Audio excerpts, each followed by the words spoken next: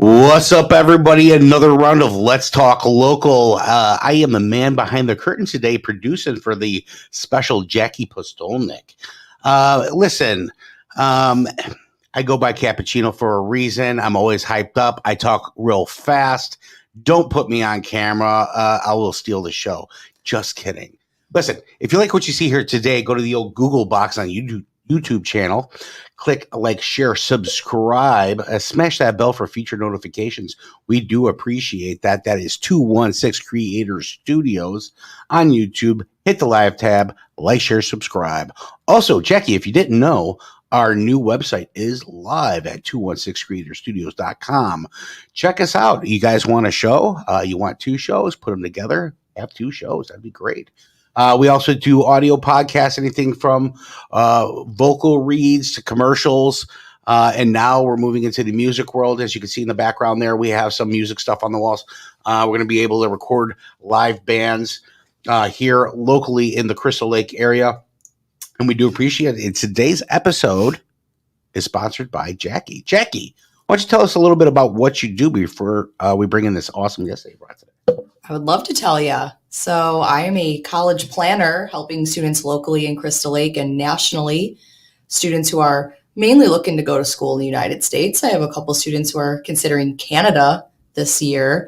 So working through all of those nuances, but I'm helping mainly high school students who are not sure what they want to do, what careers are going to be a good fit for them, what colleges are a good fit, how to save money in the process, right? Colleges are expensive. Northwestern's $90,000 per year. So you got to choose right.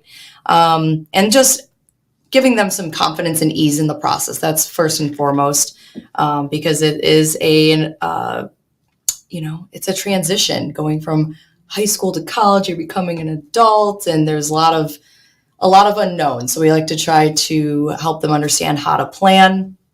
And so, yeah, that's what we're doing. Happy to sponsor the show and bring interesting people on so that we can see who's in the community, what other people are doing, give some inspiration, which leads me to why I brought on my dear friend Alicia Buvis of Inspiration is Life.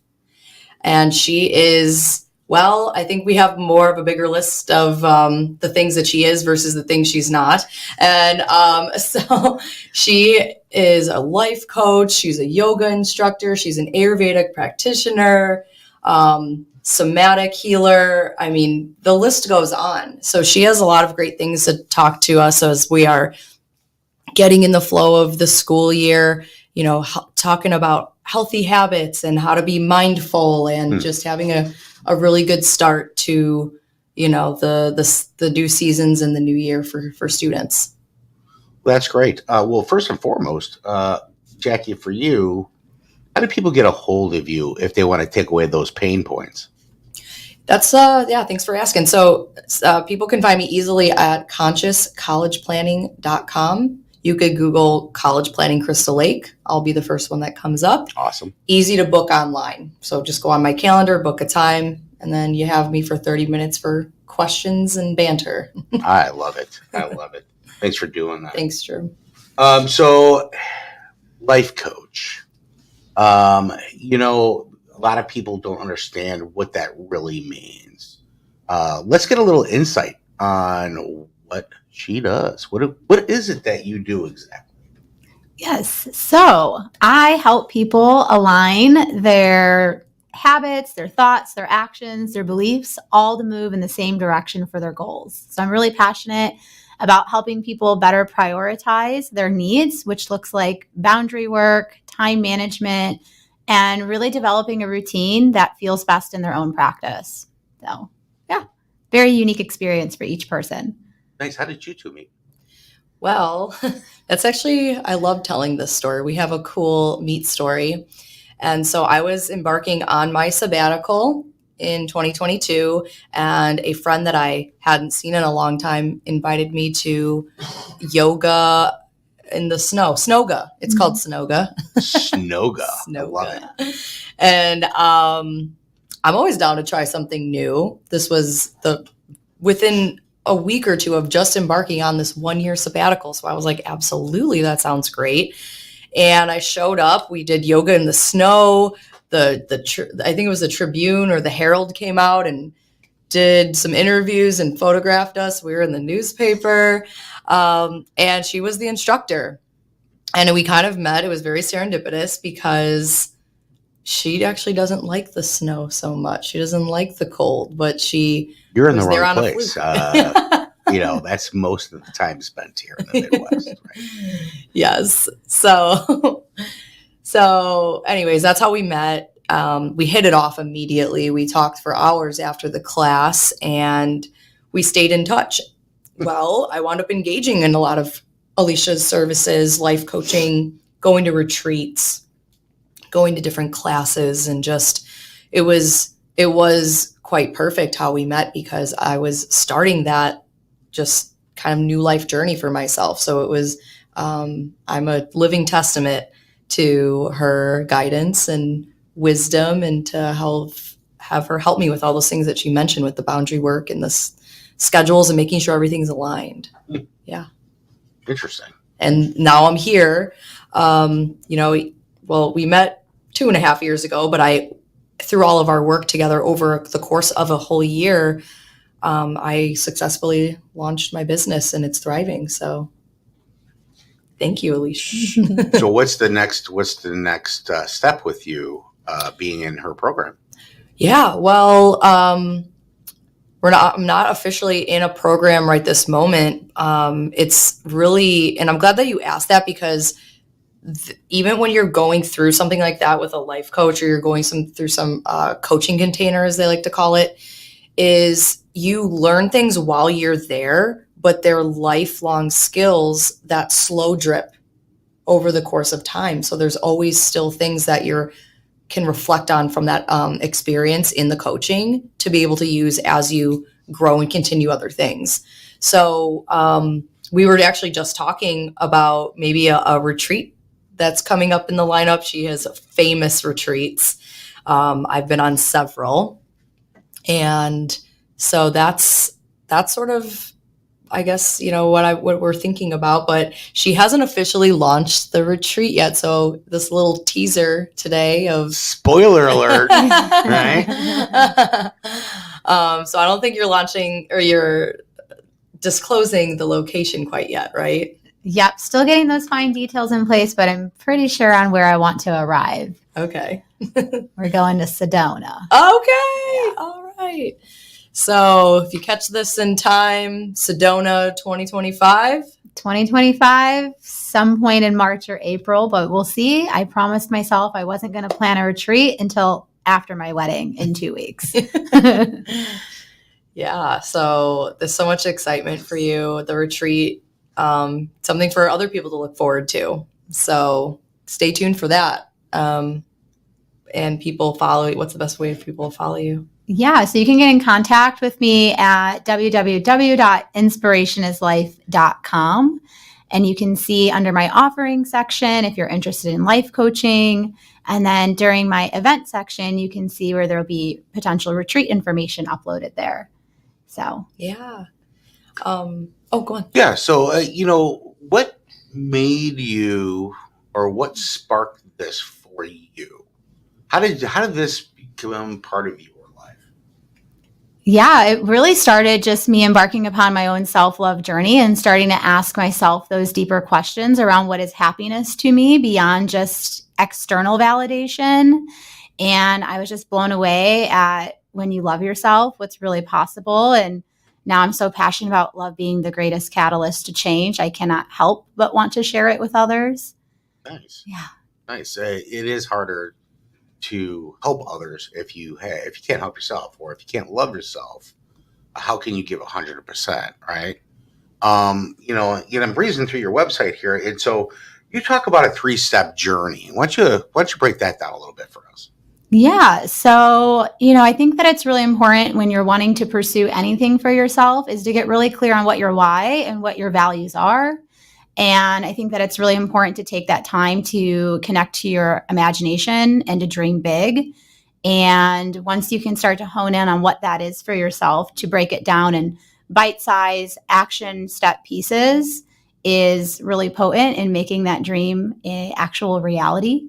So we have to get curious about what we want for ourselves and then have the courage to take action on it. So I'm really passionate about guiding people to be able to have that type of relationship with themselves, is to align, act, and then we ultimately will attract what it is we're calling in. Oh, it's well put. Jackie, do you have or have you suffered from anxiety or triggered from anything to where this has put you into a different mindset, right? Because perception's key to anything you do in life. So, how did that help for you? Yeah, so I was feeling very fearful at the time. I quit a job. I left a long-term relationship. There was a lot of unknowns for me. I knew that I wanted something bigger and better for myself, and I was just unsure of what that next step looks like, how to actually put my dreams and desires into place to have them come to fruition, right? I had like a very solid dream of what I wanted, but there was that missing stepping stone. And so then when I happened to meet Alicia, it was just like, she didn't even tell me all of the things that she was doing. Her offerings are constantly evolving based on the needs of people that she works with, and just different ideas that she gets and from the process. But so yeah, I don't know if we had like a formal 3-step process. We went through a 6-month coaching container together. But essentially everything that she mentioned was all present in that program. And I think that you could talk a lot about that, because you took what we experienced in that 6-month coaching program, and now you've evolved it into something new, right? Yeah. Yeah. So I guess before you dive into that, I'll just finish up on just saying that it brought me so much clarity in what exactly do I want. I had a rough idea, but then really breaking that down of like what's underneath the surface of that want. And so, like I wanted to be successful. Okay, well, what does that look like for you? How will that success be measured? What will that success feel like? So really getting those fine-tuned details and it's hard because you're like, oh, I don't know off the top of my head. You really have to sit and think. And so Alicia was able to provide just a huge toolkit and expose me to these different techniques to be able to like reflect, come up with a plan, and then, okay, well then how are you going to make these things happen for you? What is your schedule like? What do you actually do with your time? Is what you do with your time actually reflective of your desires? Right. And so it was so eye-opening to be like, oh, wow, I say that I'm prioritizing love and connection in my life, but then I look at my calendar, when am I hanging out with people and touching base for love and connection? And I was like, oh, got it. And so just the different little exercises that we did over time. And there's a lot of personal reflection, a lot of meditations. Alicia is very skilled in, these different, like, how would you say, like metaphysical type of modalities where you can like, channel in, if you have the belief of like angels, or if you have the, just a guide or something like that. Right. So it's really tailored to your own specific style and beliefs, but she has just so many tools in her toolkit to be able to, help people. So I love that. yeah, it was life-changing. I mean, it really just like helped me to realize that my thoughts, ideas, and actions weren't exactly aligned. And that's why I was getting mixed signals in my life. And then that's why I was feeling off. Like those things that you can't really quite put into words sometimes, but you just know it's like something's off. Yeah. And that's, I think, what was really going on under the surface. So that's awesome. Yeah. So somebody to help you open your eyes sometimes that's what it takes too, because you're walking in that gray area. Let's just say, Joe has this job and he does the same routine every day. He says he's happy, but is he? He's just walking and doing the same thing, repetitive. What's the definition of doing the same thing over and over again, expecting a different result? It's called insanity. Right. But Joe talks about what his passion is, right? Oh, one day, how many times you hear that, Alicia? One day, I'm going to do this. And that's where she gets to go, what are you doing right now to get there? Right. And then they go, oh shit, I don't want to look at that. I'm a little scared. And then it is scary. And she goes, yeah, it's scary. Right. For somebody like Joe, what is the process of that when people get a hold of you? And how do you take the dream to fruition, right? How does that work? Yeah, that's a great question. It's really about getting embodied and present, and through toning your nervous system and really developing a secure relationship with yourself. One of the most important things when I'm starting out with someone is talking about our attachment styles. And we all move in and out of secure and insecure states of being in relationship. Typically based off of our past experiences is when we'll experience that insecure pattern show up. So it's really important to start to name that so that you can tame it and ultimately have more agency and choice in the present moment versus getting anxious and lost in the analysis paralysis of your thoughts, or getting stuck and trying to control things to feel safe or be perfect. And then, there's so many people that can either distract or preoccupy themselves with things that don't have anything to do with them, but it keeps them distracted from taking responsibility around what they get to do. So I think it's really important to name when we're not doing things that are in alignment with what we want. Are we preoccupying ourselves? Are we distracting ourselves with everyone else's problems besides sitting down with how we're really feeling? So the most important thing is to get reconnected to your heart and get present in your body. Yeah. Or reach out to Alicia. Probably your first step. I mean, if you're walking around in the gray circle, right? So as a business coach, I usually when I do speaking events, the first thing I do is I say, do you look in the mirror? But do you really look in the mirror? Finding your flaws, you're your own biggest enemy, because you have to find your own flaws. How do you fix them if you don't see them? And if you don't look in the mirror, people tell you things and, oh, that's nonsense, right? Being stubborn to it. Listen, the Shy Tie-In, there's nobody more stubborn than this guy right here. And it's taken me a long time to find that for myself, to create the journey that I'm on now as an entrepreneur of life. And my goal, and Jackie knows this, is to help as many people on this planet as I can before I die. That way I continue to live on and leave legacy, and hope to God people like these two youngsters over here carry that legacy and continue that practice for that next generation. And that's how I'm able to spread out. But I wasn't aligned with my goals. And it took me a minute to find that in my mirror and go, well, what are you doing to do that? You talk the talk, but you got to walk the walk too. And just, anything from like good to great, you got to put that oxygen mask on yourself first. That's the first thing they tell you in an airplane, right? If those masks fall, put it on yourself before you help somebody else. Otherwise, what are we doing here? So what's the next big steps for you? Yeah, so lots of new things are continuously brewing in the community. Jackie knows I'm always innovating the way that things are done. And we're going to start having women's mentorship circles and start leading leadership trainings. So Awesome. that's the newest thing that's really exciting me, is curating a woman's space. And nothing brings me more joy than bringing retreats to life and just like tuning in on like what wants to arrive, and then like all the people coming together and then experiencing it is just so much bliss, so much magic. So how awesome is that?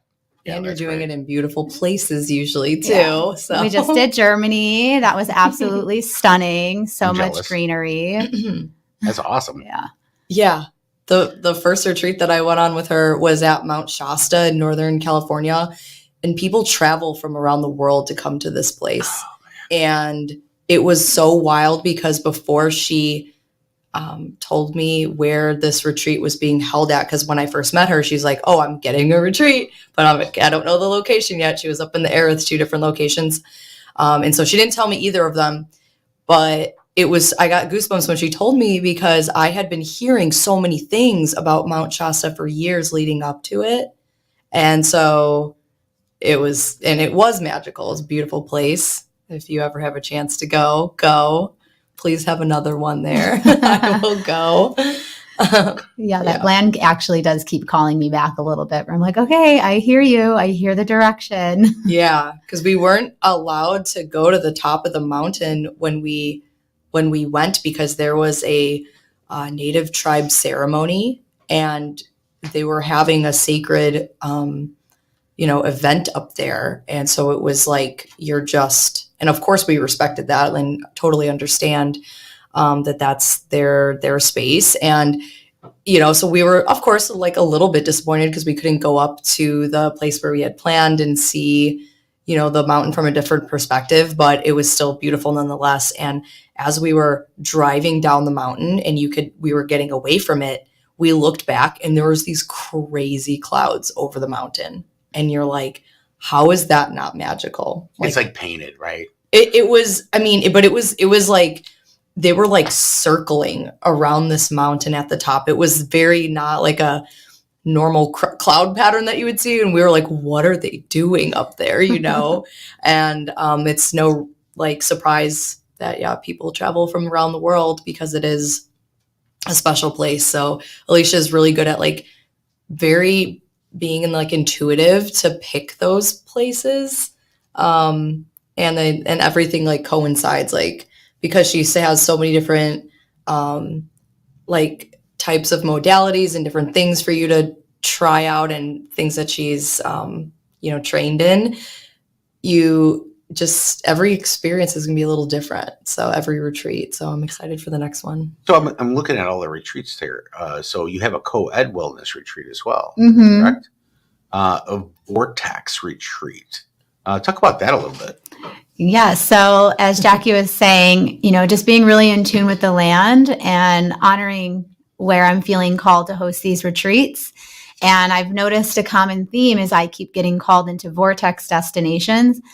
Even when I went and did the retreat in Florida, I was like, there's no vortex in Florida. And then I Googled, and there's a vortex in Siesta Keys. So yeah, I've noticed that the land is more working with me, and I'm just staying in connection and honoring where I'm being led. Define vortex for us people who aren't as smart as you. So what does that mean? So they're high energy places. So for instance, Sedona has a lot of high energy there. So some people can go there and actually maybe feel a little lightheaded. Maybe some people, if they're holding a lot of emotions and a lot of heavier energy in their body, they may feel possibly sicker going to some of these higher frequency locations because of the density that could be built up in the body. And that's not to say that could be everyone's experience. You can go to these vortexes and you can be more connected to your own intuition and to your own spirit team and guides, and really feel a more personal relationship with nature when you go into high vortex places. Now, how do you find the vortex places? So Sedona is a big vortex, and there's, as she mentioned, Shasta is another vortex as well. New Mexico has a lot of vortexes. I love a good Google search. They tend to take me down rabbit holes pretty often. But last time I was looking at vortexes, I did see that New Mexico has the most amount of vortexes out of most of the states. Yeah. Interesting. And I haven't made my way over to it, but We have a really cool vortex here in the Midwest over in Michigan. It's considered the Sedona of the Midwest. Really? Yeah, out by Lake Superior. Okay. And you can see northern lights out there. So I've already got my hands fiddling into, can we do a northern lights retreat one day? That would be so much Well, fun. I can tell you this. I was recently in Bayfield, Okay. which is all the way by the Apostle Islands. So that's where Michigan and Wisconsin kind of almost touch, right? Mhm. And there were northern lights up there. I thought it was the coolest thing. I've never seen that before. Like kind of at the base of the UP, or Yeah. okay, Yeah, basically. And so there's 12 Traverse islands, City 12 kinda. Apostle Islands, 12 islands, right? And it's a very unique feeling out there. So I wouldn't doubt it. But it's measurable. It's measurable by instrumentation, so it's like it's undeniable that there's like a higher frequency, but then if you're open to, Well, it's funny have to because be each sensitive to island, it. and they described it on the tour, has its own microclimate. That means one island might be 20 to 30 degrees colder than the next island, which you can take a short ferry ride to. So Yeah. it's really unique. That's cool. And then they have an island where you can kayak the caves under the island, and that's what we went Just to go talking do, about kayaking. which is cool. And I mean, listen, I'm going to like 40 minutes away tomorrow, right? Wishing I can go back to Bayfield to do that. The weather wasn't good enough for us to kayak the caves, and that's kind of what I wanted to do. But you say Siesta Keys, which I've spent a lot of time at the House of the Sun in Siesta Key, Florida, White Quartz beaches. That's a decompression place for me. Tell them about the sand. So, Yeah. A lot of it might be, but beautiful. You're 100% right. It's a different feeling. So now I understand what a vortex is. And so you're doing for women and co-ed, which is awesome because you're not just leaving one of us out, right? I mean, that's, everybody gets to win on that, which is pretty nice. Yeah, that's pretty cool. Yeah, at the Shasta retreat, it was co-ed, and we had one male there, right? Yeah. But it was so nice, and he didn't feel out of place. Like he was happy to be there and kind of be the one to represent like the masculine energy for the group. And you need both, and men and women both have feminine and masculine energy within, and there's a balance. And so we got to learn about that. Alicia taught us about tapping into those energies, because you certainly there's men that you come across and they're masculine men, but they could have like some sort of feminine qualities. And so it's like, how do you explain that? Well, there's energies in there too, right? Like I honestly feel more comfortable with my masculine energy. Like Well, in the world of science, all men and all women both have testosterone.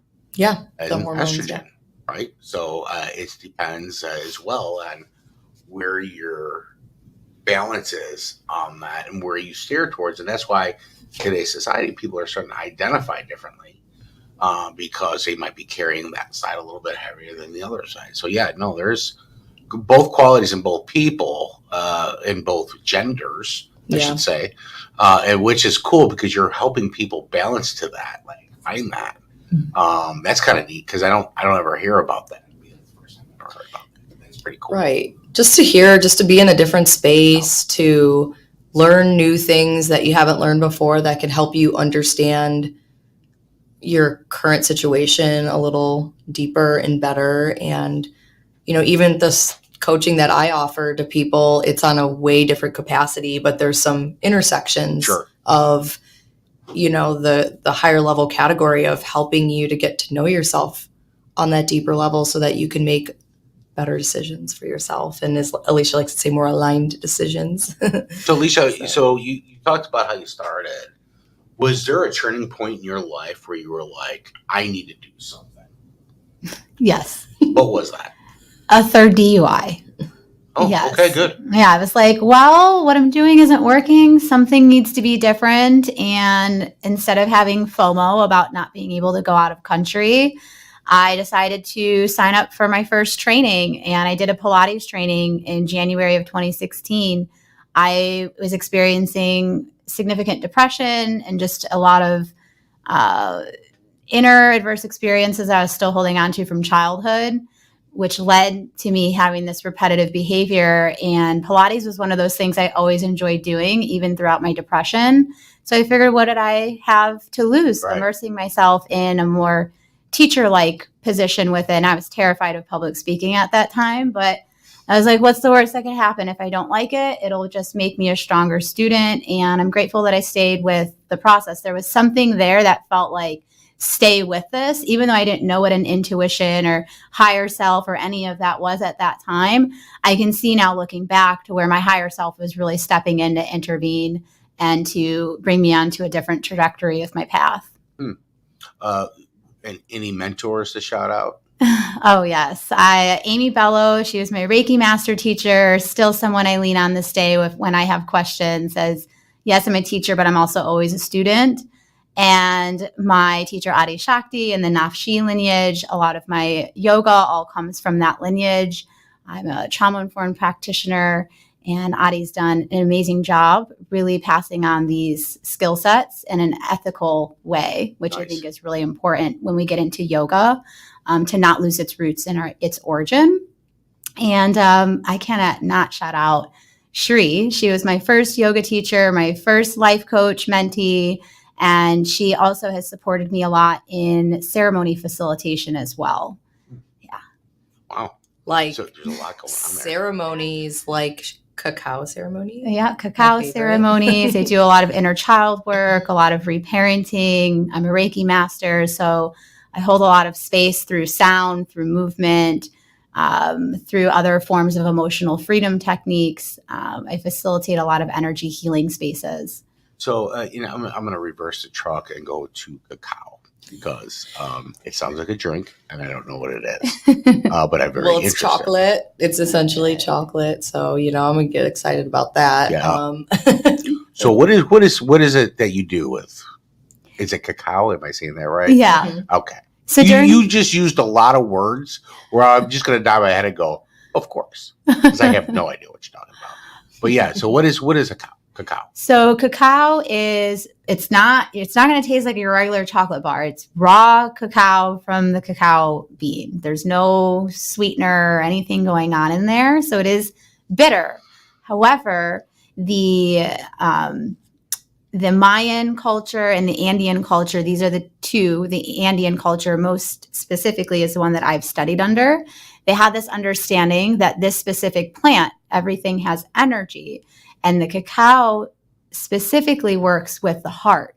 So it's a really beautiful way to set intention and to connect your heart, to tap into states of joy, creativity, bliss, and right, there's that bitter quality to cacao as well. So as we open our heart, there can be sadness, there can be grief there, but typically you would participate in a cacao ceremony to tap into states of joy, play, creativity. Interesting. That's right. Nick, are you familiar with cacao? I think so. No, I'm not. I think you need to probably get involved in cacao. It's a beautiful heart opener, though. Yeah. And it's a great way for me. I enjoy starting my mornings on my meditation cushion with cacao over coffee and just having that intention of getting in tune and connected to my heart first thing in the morning is one of those rituals that has been an ally of mine since 2016, especially going in if you want to make music here, right? You can do some cacao and tap into your heart and really bring that more playful, childlike nature forward. Yeah, what a great way to set the mindset, right? It really is. Cacao and coffee in the morning. Well, I'm cappuccino, and I will cacao the cappuccino. That is fine. But man, that's really interesting. Time does go fast here. Did you have any other set questions? I keep interrupting you, Jackie. My apologies. Yeah, no. So, one of the core questions that we always like to ask is, because most of the people who are coming on here are entrepreneurs in some sense. And so what were some of the challenges that you had to overcome to get where you're at today? Yeah. I think that it's really important that when you're pursuing the path of being an entrepreneur is to let go of the need for external validation and to really be able to be so rooted in your why that the naysayers and the opinions of how you should do something are not louder than the voice of your own heart, because there will be fear and things to come up along the way for you to stretch your limits. And when you're an entrepreneur, there's a lot of mindful grit that comes with staying with the process. So let go of things needing to be perfect and just figure it out as you go. You don't need to have all the answers. The answers will present themselves as they come, as long as you're doing something that you feel is authentic to you and you are embodying that in your own life. You don't need to know anything more than just having an authentic journey with it.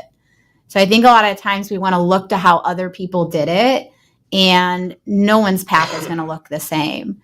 We could, admire what's worked for somebody, but we also really, as an entrepreneur, have to honor what feels best in our own experience, because it's that confidence and posture that's going to magnetize your business. Yeah. And I think that's so well said. And it applies to even people who don't have their own business, because if you think about your own life as your own business, those same concepts still apply. So thank you so much for all of your insight. And well, you know what's awesome about that? Because business is just part of your life. It's not your life. And a lot of people seem to think that it is, because they spend most of their time working, right? I think that I really love the way you put that. It was so well, almost like strategic. How much did you practice that? Because, as an entrepreneur myself, that's 100% true. You just kind of have to fall into the river, let it carry you, grab what you can on the way, and don't compare yourself to others. Find what they did that worked. Maybe you could take a golden nugget out of that and add it to your river raft, right? That's well put. Yeah. No, I love that. And I would say one last thing I would leave with, that's such an important part of every and anything in life, but specifically when embarking upon an entrepreneur journey, is really having a practice that tends to your emotions. Because if you let your emotions get the best of you and run with whatever narrative your mind is writing, if it's not giving life to what it is that you're aiming to achieve, it's like, how do you allow that to be accepted, but also choose to move forward and not let that emotion spiral you out of what your path is taking you towards? And that beats the old fashioned don't take it personally. It's just a business, right? Well, I do, because I take business personally. Yeah. And you're 100% right. That emotion is really kind of what guides you to what's right. I love it. It circles all back to the alignment. And, something I wanted to add as well is, if you find something that you love to do so deeply and so much, it does not feel like work. And so that's been key for me, because I work a lot, right, but it doesn't feel draining at all. So, and that is also what conscious college planning helps students to do through aptitude coaching. And you're talking to a guy who does podcasting for a living. And you're smiling the whole time. Yeah. I get to meet great people, new people, build those relationships and those connections, which is awesome. Yeah. If you had one thing to say to anybody that's looking to change as a call to action, just that, if anything you're going to do is just this one thing, what would that one thing be? To do it scared. In the beginning, you've just got to do it scared, and you'll cultivate the trust from there. Awesome. Well said. Well said. Jackie, you got anything you want to add? I second that for sure. I always tell students, you can't edit a blank page, and it applies for essays, mainly in the context when we're talking about it, but it kind of applies to anything, is that you can't make refinements and make it better if you don't have something to start with. So, right. Yeah. Well, folks, listen, inspirationislife.com, inspirationislife.com. Otherwise, is there an email address you want to throw at that, or a phone number, or an address even? Yeah, you're more than welcome to email me at Alicia, Alicia, at inspirationislife.com, or you can reach out to me at 847-280-1160. Well, and listen, as another one of Jackie's awesome finds coming out to Let's Talk Local, go check her out. You listen, it's not no harm, no foul to go check out something new. And listen, go meet some new friends. They seem fantastic. They have retreats, the co-ed retreats. So if you're a man, you can go too. And inspirationislife.com. I am Drew Cappuccino. Jackie Postolnik's in the house. Another fine find from Jackie Postolnik here locally in the Crystal Lake area. And you guys are based out of Elgin. Is that correct? Yes. Okay. And so not too far from the local territory. So wherever you're local, I got. That's it. You got anything you want to close it out? We're closing it out. Yeah. Give me some Jackie. Give me some Jackie terminology to end this. Oh, Jackie terminology. What are we going to say? You always got good stuff. On certain days, but I would say just what is going to be our tagline? We need one. Talk local. Listen global. That's right.